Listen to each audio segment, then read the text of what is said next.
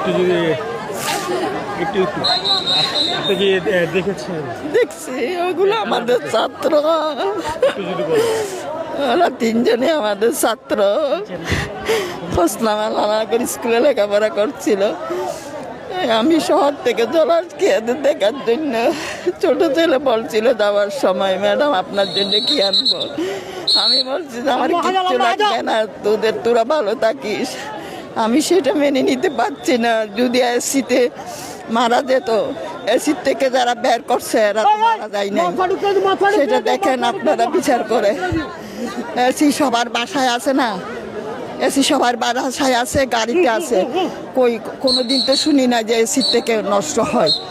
আমার মনে হয় আর এটা রহস্যজনক মৃত্যু। ভাই আপনার ছাত্র? আমার ছাত্র।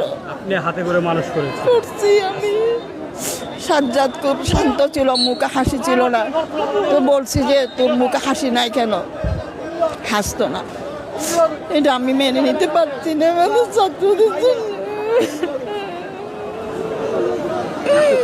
লেখাপড়া করিয়েছি আমি এদেরকে পড়াইছি 10 পর্যন্ত পড়াইছি।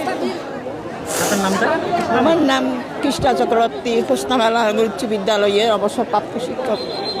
এই যে মায়ের মতো আদর করে মানুষ করেছেন, সেই সন্তানদেরকে আজকে এইভাবে দেখলেন, তখন কি প্রত্যাশা করেছেন?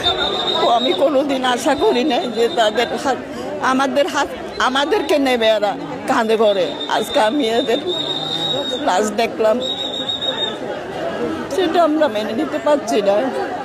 আপনাদের কাছে একটা অভিযোগ, কেন গাড়ি যিনি বের করছে সে তো মারা যেতে পারতো, উনি তো মারা যায় নাই, গেছে। ওরা কি 4 জনে কি গ্যাস বহন করছে? যে গ্যাস কি ওরা বহন করছে? যে আমার মনে হয় খাওয়ার মধ্যে কোনো বিষক্রিয়া হয়েছে, সে কারণে এইসব ঘটনা ঘটছে। তার এদের আত্মার সদ্গতি হোক, এটা প্রার্থনা করি আমরা।